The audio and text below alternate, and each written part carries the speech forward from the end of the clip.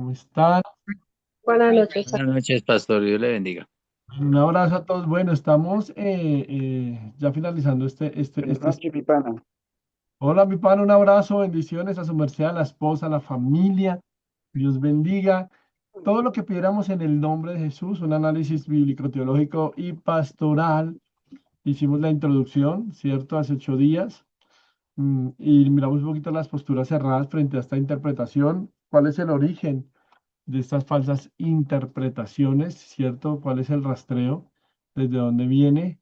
Sí, buenas noches, por acá nos saluda. Buenas noches, Lorenita, un abrazo a ti, a John, a la familia. Luego estuvimos mirando las posturas cerradas, ¿cierto? Un poquito sobre sus interpretaciones, sus mayores exponentes. Y luego empezamos a mirar qué hablaba la postura histórica, la patrística, ¿cierto? La reforma y cómo hoy en día eso ha venido impactando la iglesia. Estábamos mirando realmente qué es esto del nombre, ¿sí? ¿Qué implicaba? ¿Qué quiso decir realmente el Señor Jesucristo? ¿Qué significa el nombre en la cultura judía y para nosotros como estudiosos de la Escritura? Y creo que llegamos hasta ahí. Ahí nos quedamos. El nombre habla de carácter, autoridad, voluntad, identidad, representación y todo. Y bueno, vamos a resolver una pregunta y a concluir con este tema.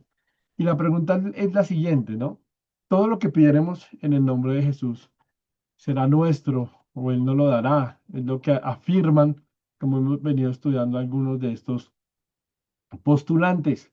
Pero hay una pregunta, ¿sí? Y es la que, digamos, está ahí en pantalla, que es la que quiero que empecemos nosotros a mirar y a desarrollar esta noche. Y, y que miremos que de pronto no es lo que a veces se piensa, ¿no? ¿Es esta expresión una garantía absoluta para obtener cualquier cosa que deseemos? Y la respuesta a la luz de la escritura, la respuesta a la luz de lo que hemos venido hablando es un rotundo no, es una negativa. Esto no es una fórmula de garantía exclusiva. La expresión de todo lo que pidamos en mi nombre no constituye una autorización ilimitada para satisfacer cualquier deseo humano, sino una promesa relacional, cristológica y teocéntrica. Es decir, es una promesa, número uno, que me va a hablar de comunión, número dos, me va a hablar de identidad con Cristo y teocéntrica es de dirección, voluntad. Teocéntrica, Dios es el centro. Entonces, esta promesa nos va a abordar tres aspectos que son los que vamos a empezar a desarrollar. ¿Cuál es el problema? El problema de creer que esto es una garantía absoluta es cuando tomamos el texto aislado en el contexto literario, ¿cierto? De lo que Juan en su teología lo está diciendo. Hace 8 días hablábamos que porque Juan no era sinóptico, sino que Juan era un texto selectivo. Entonces, Juan tiene toda una doctrina bíblica sobre la oración. El gran problema, como hemos venido desarrollando, ¿sí? Es que ciertas corrientes, lo que ya denominamos la superfe, que lo que hablamos un poco de la rama de la teología de la prosperidad, bueno, interpretan esto como esa fórmula automática de éxito, pero debemos tener algo claro y es que la oración en el Nuevo Testamento nunca es presentada como manipulación divina, sino como participación en la voluntad de Dios, y eso es crucial. Hay muchas o múltiples condiciones para la oración. Condición número uno, la oración bíblica es subordinada a la voluntad soberana de Dios. Yo voy a pedir que tengan sus Biblias abiertas para que me ayuden a leer algunos pasajes. ¿Listo? Primera de Juan 5:14. La oración bíblica está subordinada a la voluntad soberana. O sea, Juan establece, creo que uno de los principios más importantes de la doctrina de la oración. ¿Sí? Y lo vamos a empezar a mirar ahí en Primera de Juan. Si alguien tiene Primera de Juan, que me lo pueda leer, por favor. Primera de Juan 5:14.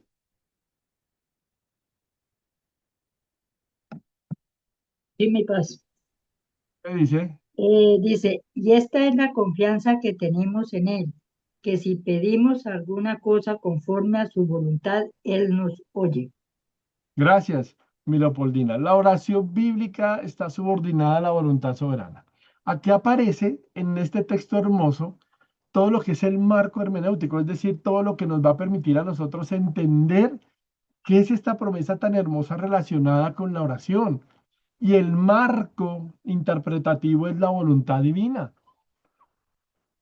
Y esta es la confianza que tenemos en Él. Si pedimos alguna cosa conforme a su voluntad, conforme a su voluntad. Y aquí es importante de pronto mirar un poquitico el texto, ¿sí? Catatú telema autou, que eso traduce conforme a su voluntad. ¿Por qué le pongo esto? Porque pues debemos entender algo y es que conforme a su voluntad, catatú telema autou, que es como se traduce del griego, ¿cuál es la traducción? Una forma de traducirlo. Ese conforme a su voluntad indica alineación, conformidad y sumisión al propósito. O sea, el verbo y la estructura gramatical está hablando de alguien que está interesado en alinear su voluntad, ¿sí? Que entender el propósito conforme a quien está sujeto. Por eso es que Juan nos enseña que Dios responde cualquier petición, ¿cierto? Pero no está enseñando que responda a petición de manera indiscriminada, sino Juan lo que está diciendo es Dios va a escuchar las peticiones y a responder las peticiones que armonizan con su carácter, con su reino y con su propósito redentor. Juan está hablando en clave, ¿cierto?, de redención. Todo eso está en clave de función de redimir al hombre. Entonces, por eso cobra tanta importancia este pasaje y esa oración, y por eso cobra tanta importancia la expresión, ¿cierto? Catatutelma autú, porque está hablando es esa voluntad, es someterse, es tener conformidad a Él. Por eso es todo lo que armonice, todo lo que esté de acuerdo con el carácter, con el reino y el propósito del Redentor. Por eso es que la voluntad de Dios es ese límite, ¿cierto? Que nos va a nosotros a permitir qué es lo que realmente necesitamos. Yo lo he llamado la voluntad de Dios como límite teológico de la oración. Entonces, en la Biblia, la voluntad de Dios no es un obstáculo para orar. Sí, o sea, mucha gente piensa que es eso, y en la Biblia no, la voluntad de Dios es un fundamento legítimo, porque Juan lo que nos está mostrando es que la verdadera oración cristiana no busca obligar a Dios a cumplir nuestros deseos, busca conformar nuestros deseos al corazón de Dios. Un genuino cristiano, pues, ¿qué es lo que va a tener? Alinear siempre sus expectativas conforme a lo que Dios quiere. Y creo que hay un ejemplo de eso clarísimo, que es cuando Jesús ora en el Getsemaní. Lucas 22:42, Jesucristo dice, Padre, si quieres, pasa a mí esta copa, pero no se haga mi voluntad, sino la tuya. Y creo que ese es el modelo perfecto de la oración bíblica, porque ahí vamos a ver lo que realmente implica la oración. ¿Qué está haciendo Jesús en el Getsemaní? Expresa su voluntad, su deseo humano. Padre, si es posible, pasa de mí. Pero somete completamente ese deseo a la voluntad del Padre, pero no se haga mi voluntad, sino la tuya. Entonces, teológicamente lo que está diciendo Jesús, ¿sí? Y es la base que nos va a dar a nosotros, porque esto destruye la idea de que la fe consiste como en exigir resultados, ¿no? No, no, no, no. Cristo ora con fe al Padre, pero somete su voluntad al plan soberano del Padre. Y esto va a tener unas implicaciones doctrinales para nosotros. Porque lo que nosotros necesitamos tener claro es que, número uno, la oración cristiana no es una técnica metafísica de soñarlo, de visualizarlo, de proyectarme. O sea, la oración cristiana no es una ley espiritual automática, de que yo oro y Dios me lo tiene que conceder como yo lo estoy pidiendo.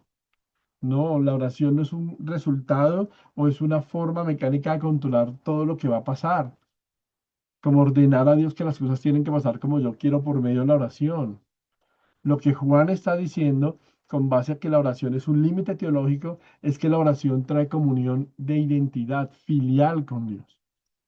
La oración trae esa comunión filial con Dios, de relacionarse con Dios. Por eso me encanta mucho lo que dicen estos autores, que me parece que es interesantísimo. John Calvin dice, doblegar a Dios a nuestra voluntad, eso no es oración. Cuando usted busca doblegar a Dios, eso no es oración. La oración no puede ser doblegar a Dios a nuestra voluntad. ¿Qué es entonces? Pues prepararnos para desear lo que Él quiere conceder, para alinear nuestra voluntad a la de Él. El gran pensador Agustín de Hipona, me encanta mucho lo que él enseñaba. Agustín de Hipona decía, mire, muchas veces Dios va a demorar la respuesta. Y Agustín de Hipona decía, Dios demora la respuesta para ensanchar el corazón del creyente y enseñarle dependencia espiritual. Si Dios respondiera a todas las oraciones y los caprichos, ¿cómo voy a aprender a depender de Dios? Entonces, por eso me gusta mucho la declaración de Agustín de Hipona. Dios ensancha el corazón, fortalece al creyente y lo enseña a depender de Dios. Por eso es que lo primero que necesito comprender es que la oración bíblica está subordinada a la voluntad soberana de Dios. Número dos, permanecer en Cristo es la condición relacional de la promesa, todo lo que pidamos. Juan 15:7. ¿Quién me puede ayudar con Juan 15:7, por favor? Amén, pastor. ¿Qué dice? Si ustedes permanecen en mí y son fieles a mí, a mis enseñanzas, pidan lo que quieran, que se les dará. Luchito, muchas gracias. ¿Sí? Mire, mire tan bonito el texto. Y es uno de los textos más frecuentemente ignorados en las interpretaciones triunfalistas de Jesús me va a dar toda. Y ahí está la verdad. Este versículo creo que contiene una de las promesas más hermosas. Es extraordinaria, pero la promesa está acompañada de en este caso tiene dos condicionamientos. O sea, hay dos condiciones para que esto sea una realidad. Condición número uno, permanecer en Cristo. ¿Cuál es la condición? Si permaneces en mí, ¿sí? Meno es la palabra ahí para permanecer. Ahí está en rojo. Y meno, permanecer, traduce habitar, mantenerse unido, continuar en comunión vital. Mire la prerrogativa, o mire la cláusula, o mire la exigencia del Señor Jesucristo. Habitar, ¿sí? Estar unido, una comunión vital. ¿Qué es una comunión vital? Una comunión relacional, una comunión de intimidad. Por eso es que Juan o el Señor Jesús no está escribiendo una experiencia superficial o emocional. Jesús está exigiendo una relación continua, una dependencia espiritual. Y habitar, mantenerse unido, continuar en comunión vital, ¿a qué me va a llevar? A obedecer. Entonces la dependencia espiritual me lleva a la obediencia. Nosotros estamos leyendo en el contexto de Juan capítulo 15. Y el contexto de Juan, Jesús que está usando la imagen de la vid. Por eso es que ahí yo le resalto a usted, la oración eficaz surge de la unión vital con Cristo. O sea, el estar unido a Jesús me va a mirar una oración que realmente glorifique a Jesús. Entonces la dependencia espiritual me va a llevar a obedecerlo a Él y por tanto a orar conforme a su voluntad. Por eso es que la cláusula número 1, pedid todo lo que queréis y lo será hecho, es permanecer en Él. Y ya estamos estudiando que permanecer es habitar, mantenerse unido, continuar en comunión vital. Y eso me va a llevar a mí a qué? A tener dependencia espiritual y a obedecerlo, a tener una relación con Él. ¿Cuál es la segunda cláusula que estamos mirando? Que las palabras de Cristo permanezcan en quién? En el creyente. Y eso es fundamental, porque no es solo una experiencia subjetiva de espiritualidad. Yo siento, yo percibo, no, eso no está hablando el texto. Hay gente que tiene ciertas experiencias espirituales, pero se quedan en experiencias, sus vidas no cambian para nada. Lo que Juan está diciendo es que la oración cristiana está moldeada por la palabra de Dios. ¿Qué moldea la oración? No mi experiencia subjetiva ni mi experiencia espiritual. Lo que moldea mi oración es la palabra de Dios. Porque lo que transforma el corazón del hombre son las palabras de nuestro Señor Jesucristo. Entonces, cuando mi oración está conformada a la palabra de Dios, mis afectos, mis deseos, mis prioridades van a ser coherentes a la comprensión de lo que es el reino de Dios. ¿Qué es lo que pasa? Que cambia la transformación del deseo humano. Y creo que ese es un principio que usted y yo debemos tener claro. El creyente que permanece en Cristo aprende, y claro, de manera progresiva, a desear aquello que Dios desea. Por eso es que todo lo que pida va a responderse, porque su oración está conforme al deseo del corazón de Dios. Ahí está la promesa. No significa deseos autónomos, carnales, no. El texto lo que está diciendo, Juan lo que está diciendo hay esos deseos que son transformados por la comunión y la relación que tenemos con Cristo. Entonces, por eso es tan interesante todo lo que nos va a decir Juan y la invitación que nos está haciendo. Por eso es tan importante nosotros tener claro de qué está hablando el autor y a qué se está refiriendo. Mire lo que está hablando. Si no hay dependencia, ¿usted qué puede pedir? Si no hay dependencia, ¿usted qué puede exigir? Por eso ahí le enmarco algo. Error de interpretación contemporánea. ¿Cuáles son los errores? Ay, explícame diapositiva. Ya. ¿Cuáles son esos errores? ¿Cierto? Que a veces hay en eso. Muchas corrientes ya en este versículo y enfatizan, pidan todo lo que quiera. Pero para usted pedir eso tiene que permanecer en él. O sea que el resultado de esto es una espiritualidad centrada en el hombre y no en Dios. Cuando usted piensa que Dios puede dar lo que usted quiera. Cuando usted ignora permanecer en Cristo, es una espiritualidad que solo se centra en el hombre. Tercer motivo que creo que es importante acerca de la oración. Los motivos de la oración. La crítica de Santiago al egoísmo espiritual. La crítica de Santiago. Santiago 4:3. ¿Quién lo tiene para que me ayude a leer Santiago 4:3?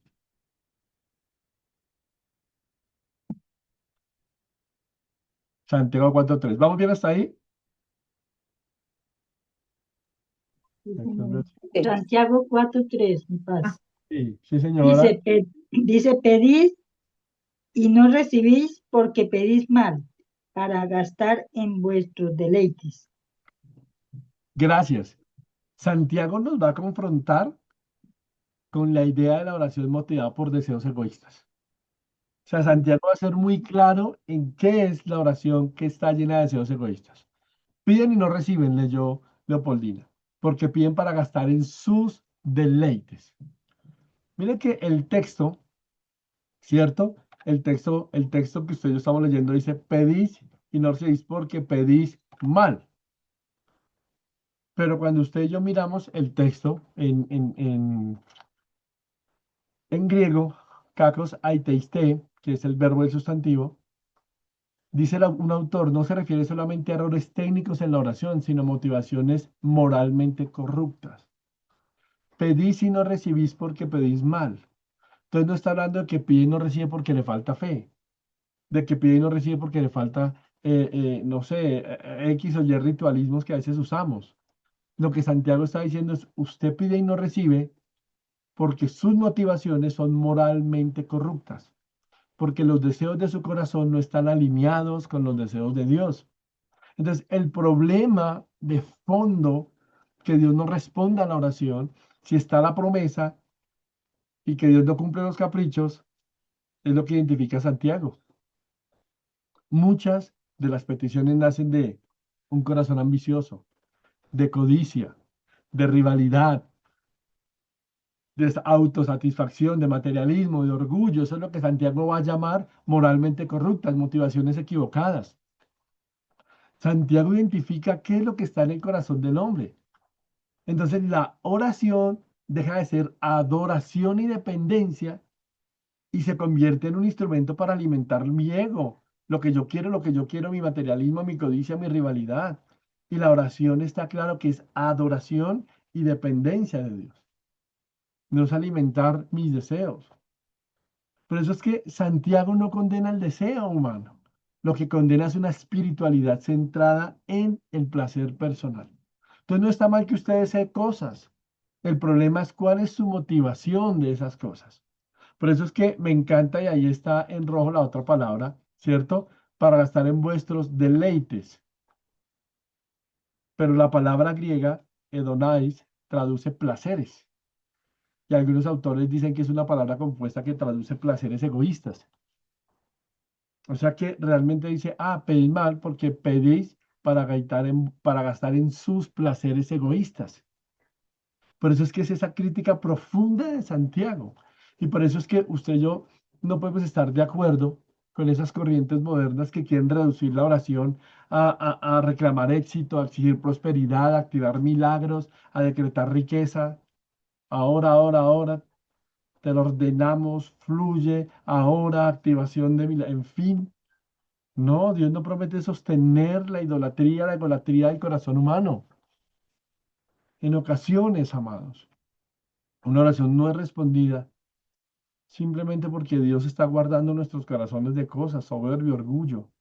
Por eso, esto lo digo con todo respeto, no me lo tome a mal, pero a mí me parece que los cultos de sanidad a veces se vuelven más en un espectáculo de un show mediático de el ungido y el hombre de Dios, hombre de Dios, que exaltar al Señor. Entonces se vuelve el hombre de Dios inalcanzable, el hombre de Dios que activa milagros, cuando no.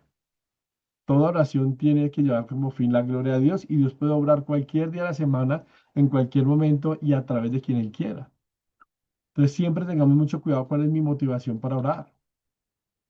Cuarto aspecto, la fe genuina, una confianza en Dios y no manipulación espiritual. Marcos capítulo 11, versículo 24. ¿Alguno lo tiene? Amén, pastor. Sí, mi paz.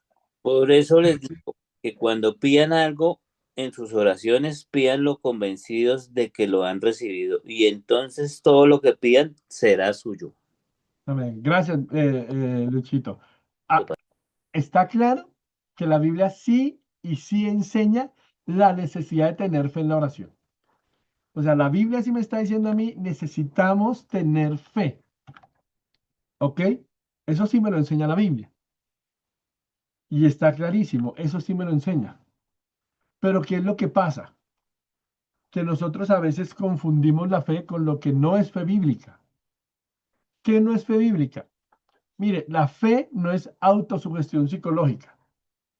Visualizar, mentalizar, atraer, eso no es fe bíblica. Eso es pensamiento positivo disfrazado de fe. El poder mental, eso no es fe bíblica. Certeza emocional, es deséelo, anhénelo, suéñelo.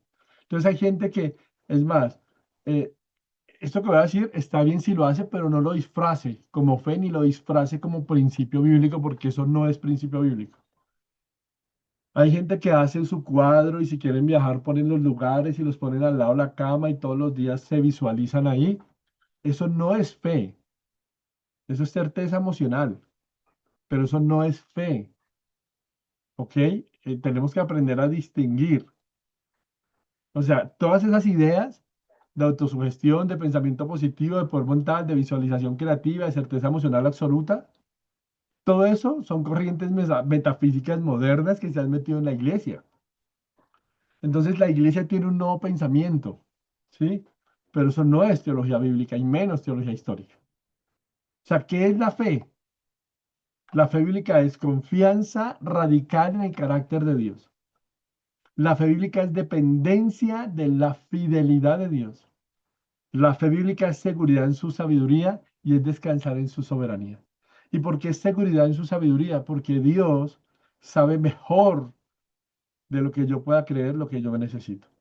Cuando Él no da ciertas cosas o no responde a ciertas cosas, es su gracia la que muchas veces me está guardando y yo no entiendo eso.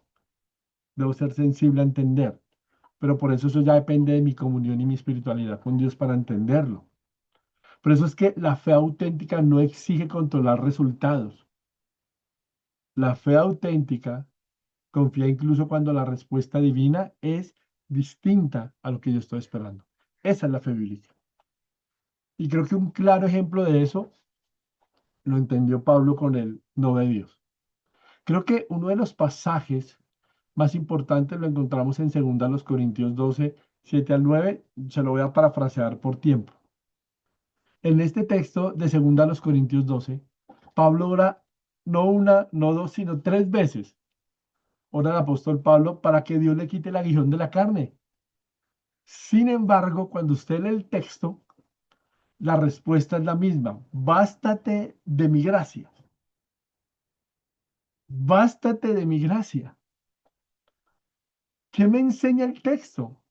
Pues que un creyente lleno de fe, lleno de amor, consagrado, puede recibir una respuesta diferente a lo que está pidiendo.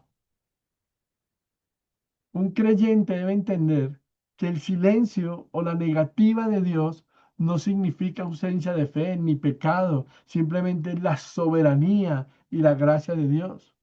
Por eso es que teológicamente la mayor evidencia de fe no es obtener todo lo deseado.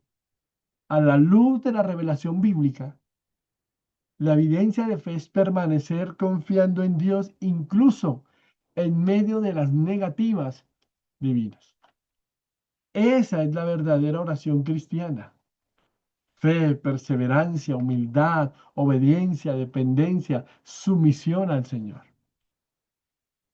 Eso es fundamental que nosotros lo tengamos claro. Para ir cerrando este punto, ir avanzando.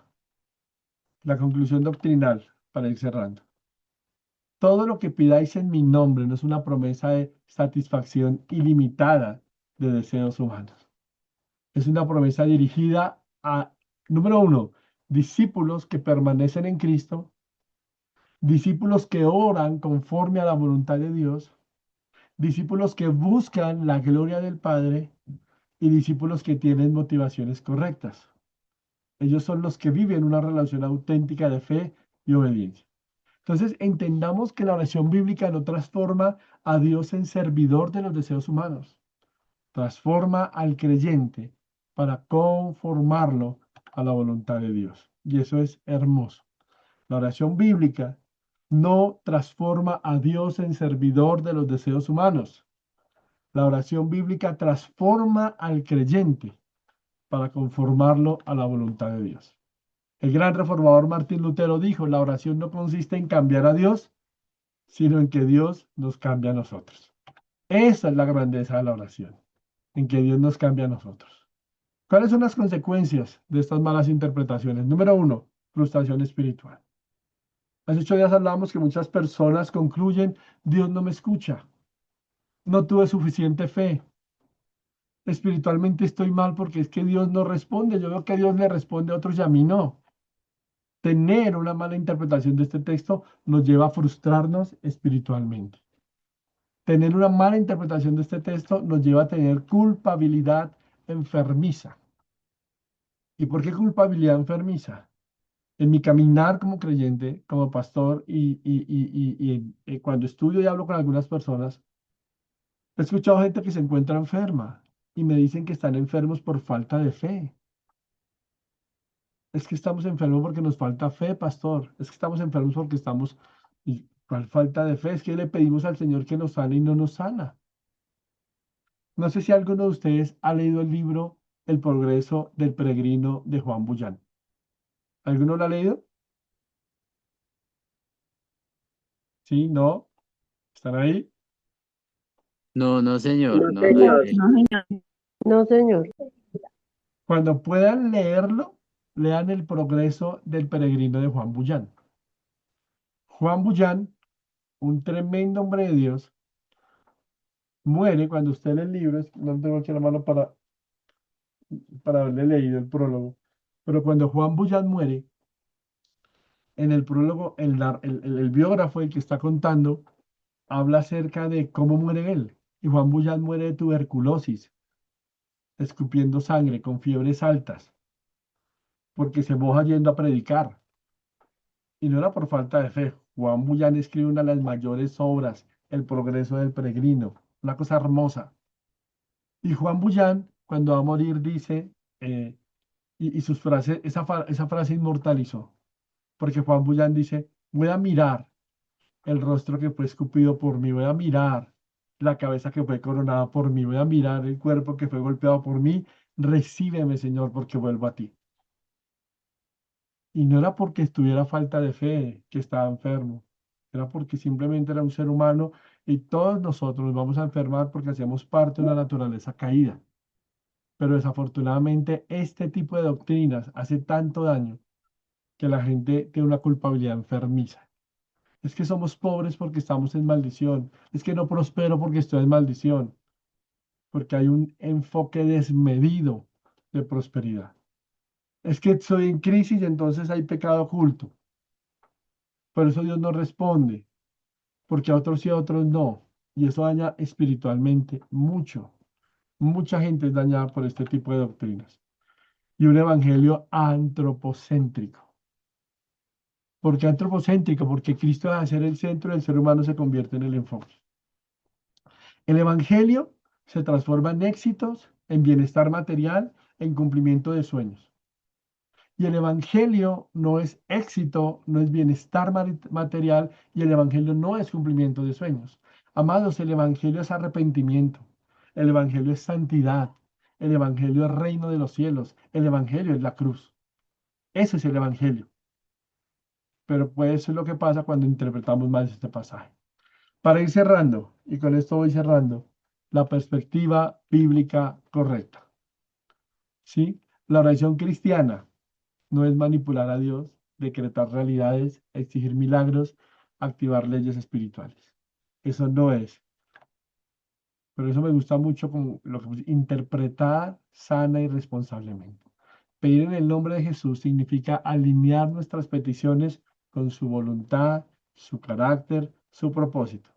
No es una fórmula para obtener deseos, sino una invitación a orar en comunión con Cristo.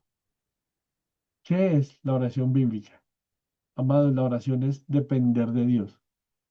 La oración es comunión, es redención, es adoración. Eso es la comunión. Implicaciones para la vida diaria. La oración cristiana auténtica transforma nuestra relación con Dios. Nos lleva a buscar su gloria antes que nuestros intereses, cultivando humildad, dependencia y confianza en su sabiduría. Por eso es que pedir en el nombre de Jesús es glorificar a Cristo, es orar conforme a su carácter, es depender de Él totalmente y es someterse a su voluntad. Una invitación a una fe madura esta noche, una fe fundamental, no manipulada a Dios, sino que se somete a Él. Oremos con esperanza, sabiendo que el Padre responde según su amor perfecto y su plan eterno para nosotros. Amén. Gracias por acompañarnos, bueno, en este estudio. Y ya con esto terminamos. Vamos a ver hasta ahí si hay alguna pregunta, si no, para orar y terminar. ¿Alguna duda de lo que hemos hablado o todo claro?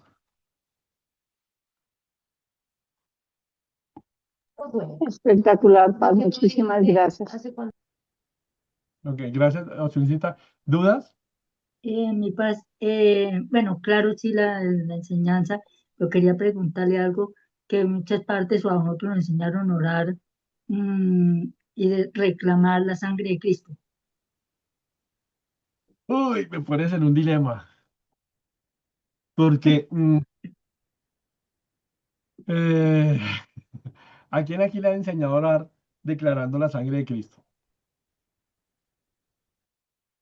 A ¿A mí. quién? A A lo A mí, mí, mejor pastor, a mí, Sí, a sí, mí señor. también. sí, a varios nos han dicho que usted cuando ore reclame la sangre de Cristo. Nos decían, diga, la sangre de Cristo tiene poder, ¿cierto? Eh, a ver, bueno, eh, espero me entiendan y si no me preguntan y quiero ser muy claro con esto.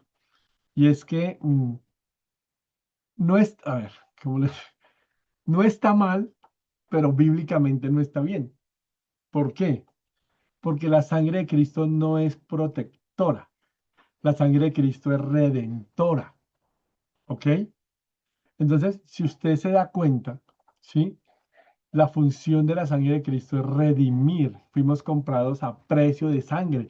En el Éxodo, porque muchos toman el libro del Éxodo diciendo es que los protegió el ángel de la muerte. No, era la plaga y el enfoque era redención. Por eso es que de ahí sale la fiesta de la Pascua para los judíos. La liberación, la redención, fueron libres. Y era una sombra de la redención, de la liberación de Cristo. Entonces, lo que pasa es que la sangre de Cristo la hemos vuelto un fetiche, un fetiche. Y al volverlo un fetiche a veces perdemos hasta lo santo que es. Porque es que la sangre de Cristo es redención, comprados a precio de sangre. Pero hay gente que se va a tropezar de una en sangre de Cristo, cúbreme, ¿cierto? Hay gente que se le regala el chocolate, sangre de Cristo, ¿sí? Entonces, por todo la exclaman como si tuviera si fuera un amuleto, un talismán. Es que si a usted viene el diablo y se le posa encima y a usted lo están ahogando, reclame la sangre de Cristo. No, más bien, ¿por qué le está pasando eso? ¿Qué puertas ha abierto? ¿Qué circunstancias está así? Porque es que la sangre de Cristo en la Biblia es redentora. Ahora, que si usted ora o no, no es que esté mal ni que esté en pecado, no, no, nada de eso, sino que bíblicamente pues no es la función de la sangre de Cristo. Por eso es que Pablo, cuando hablamos de guerra espiritual, dése cuenta que por ningún lado hablamos de la sangre de Cristo, porque es que la sangre de Cristo no es para guerra, no es para protección, no, la sangre de Cristo es el elemento fundamental de la redención y la salvación del creyente. Por eso nunca apareció una armadura de Dios y nunca apareció una guerra espiritual, ¿sí? Es por eso. Pero no es que esté mal, ¿ok? Pero bíblicamente o teológicamente no es lo más acertado. No sé si me hice entender. ¿Sí estoy claro ahí? Sí, sí, mi paz. Sí, Muchas Sí, pastor, gracias. señor. claro que sí, señor, gracias. Ah, bueno. Sí, o Sí, sea, entonces, pastor. bueno, listo. Gracias por las preguntas porque eso nos ayuda y nos permite seguir creciendo. ¿Alguna otra duda? ¿O tenemos un momento de oración para terminarlo? ¿Alguna otra duda? Paz, yo otra vez. Eh, a mí me enseñaron que a fin de año se hace cartas a Dios y que para pasarla orando todo el año para el propósito para el siguiente año. Eso Ujú. no es bíblico ni nada, ¿cierto, pastor? No es, o sea, volvemos a lo mismo. No es bíblico, pero no es que esté mal, ¿ok? El problema es cuando yo hago de eso. Sí, cuando yo hago, digamos en la iglesia lo hemos hecho, en la iglesia le decimos a la gente, traiga sus proyectos escritos para estar orando por ellos y presentárselos al Señor, para que Dios sea tomando control, para que Dios sea dirigiendo. Entonces, el problema es cuando yo creo que si no lo hago, Dios no me va a escuchar. El problema es cuando yo cargo o pongo una carga teológica bíblica en algo que es una iniciativa humana, pero que no está en la Biblia. Sí, o sea, yo lo puedo hacer con un sentir de Señor, te presento mis planes, te presento mis proyectos y estoy orando por ellos. ¿Ok? Pero otra cosa es que me digan a mí que es que si no lo hago, Dios no me escucha o que lo tengo que hacer aparte de traer una ofrenda para que el Señor responda. Eso ya no es bíblico. Entonces, todo está es en la motivación con la que lo estoy haciendo. No sé si me hago entender a Emilio Poldina. Sí, mi paz. Muchísimas gracias. Sí, sí. A ti. Adrianita, buenas noches, dinos. Buenas noches, Dios les bendiga. Eh, pues yo creo que el problema que nosotros muchas veces en el que caemos es en los excesos, ¿sí? Creo que nosotros debemos de tratar a Dios, hablar a Dios, con Dios de una forma natural, Ujú, reconociendo su soberanía, reconociendo su voluntad en nuestras vidas, pero de una forma natural. Cuando nosotros tomamos todas estas cosas y todos estos dichos, palabras, y, y, y les damos un poder que no tienen, ujú, pues ahí es donde nosotros estamos fallando, ¿sí? Debe ser una forma, una relación natural como la que el Señor nos brinda y nos proporciona cada día a nosotros a través de la palabra, a través de hacer una oración. Y es lo que muchas veces hemos escuchado, hablar con esa confianza, pero con esa pues, reverencia también, con el respeto, reconociendo que Él es Dios, no igualándonos tampoco ahí, no que, así como le iba diciendo Chuchito, pues no, sino que, pero también poniendo como unos límites y unos parámetros en lo que nosotros hablamos, pedimos, y creo que uno de los errores ha sido eso, que caemos en algo como lo que dice mi pastor, de la sangre de Cristo, que, que el poder de, bueno, de la Santa Cruz, bueno, tantas cosas que uno en lo largo de estos años ha escuchado, y es donde nosotros empezamos a poner un poco de poder en las palabras o pretender poner poder en las palabras que nosotros decimos, ¿sí? ujú. Porque creo que es lo que hacemos, o sea, si yo oro de esta forma, estoy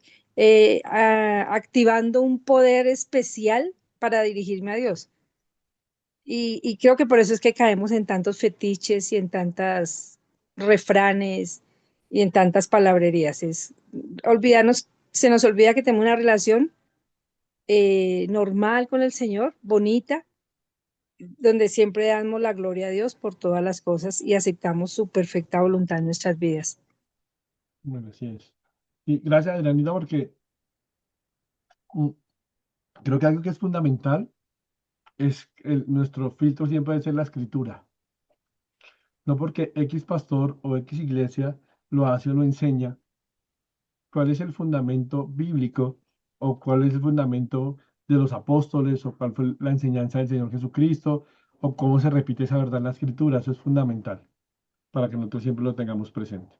Entonces, gracias, Adelanita, creo que sí es crucial y lo que les digo, por eso la idea es que eh, crezcamos en la fe, crezcamos en el Evangelio y esto nos ayude a crecer cada día más en el Señor. Amén. Gracias a todos. ¿Alguna otra pregunta antes de orar? ¿Algún otro comentario? ¿Algún aporte? ¿O ya oramos? ¿O ya listo? Tiene cosita pasa. Buenas noches a todos. Tercita, ¿cómo estás? Pues, no, yo solamente quería comentar algo y es que se he escuchado alguna vez que muchas de las tradiciones cristianas, pues realmente como que se heredaron de la Iglesia Católica, porque pues la sangre de Cristo, ellos son los que la mencionan muy seguidamente. Por ejemplo, esto de, me acuerdo que en los encuentros, que hacer los papelitos y quemar y bueno, hay muchas cosas que como que tradicionalmente vinimos heredando también de la Iglesia Católica, ¿no? Y ellos tienen muchos agüeros y nosotros retomamos a sí mismo mucho, o sea, como que continuamos con esos mismos agüeros y pues eso es lo que de pronto todavía o está muy enraizado pues en nuestra tradición cristiana. Entonces, pues para muchos no es fácil cortar con todo ello, ¿no? Entonces a veces uno explica y como que uno otra vez, como que otra vez se devuelve, pero uno va a la palabra y como que vuelve y entiende, pero como que otra vez se devuelve porque viene como de una tradición, ¿no? Pienso yo. Entonces, sí, pues igualmente estos estudios súper porque nos vuelven a aclarar y a enfocar realmente en lo que es el propósito de Dios en el conocimiento de su carácter, de su voluntad.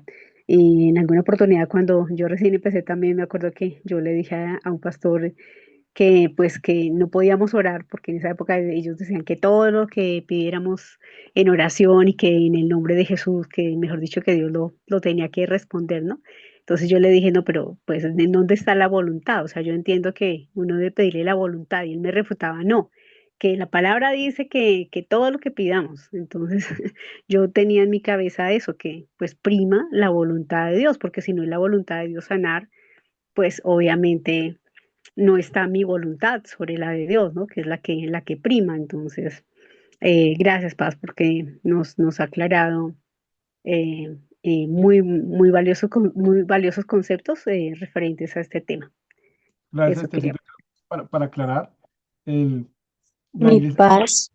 perdón, un segundito, me lo y te doy la palabra, y es que la Iglesia Católica no tiene tantas, eh, ¿cómo le dijera yo? Chamanadas, cosas más bien que parecen de chamán y de esotérico como nosotros. Ellos tienen ciertos ritos y dogmas, pero nosotros los hemos ido tomando de movimientos africanos y americanos que se metieron en la iglesia con los movimientos neopentecostales. Es más, la iglesia católica asumió movimientos carismáticos a raíz del movimiento carismático que surgió con el pentecostalismo en América Latina. Pero nosotros fuimos los que trajimos mucho de esa influencia. Digo nosotros como cristianos mal formados algunos, que estuvimos, pero eso se tomó de África a Estados Unidos y de Estados Unidos pasó a América Latina. La iglesia tiene ciertos dogmas y ciertas cosas, pero digamos, tiene más cosas, tristemente decirlo a veces, la iglesia cristiana. Y por eso que el Señor nos ayude a depurar. MacArthur decía que a veces hay que rescatar el cristianismo de los mismos cristianos y a veces es una realidad. Pero gracias, Estercita, a lo que tú dices, a veces es un chip que hay que cambiar y que nos cuesta. Por eso la idea es que cuando ustedes quieran volver a escuchar, el que necesite las diapositivas me las pide y eso nos ayuda a crecer. Gracias, Estercita. Dime, mi Lucy, buenas noches. Buenas noches, mi paz, buenas noches para todos. No, pues que esto me parece muy, muy bueno porque me sacó de la duda, porque yo era una de las que cuando me decían que estaba como en peligro o algo, dijera, sangre de Cristo, cúbrame.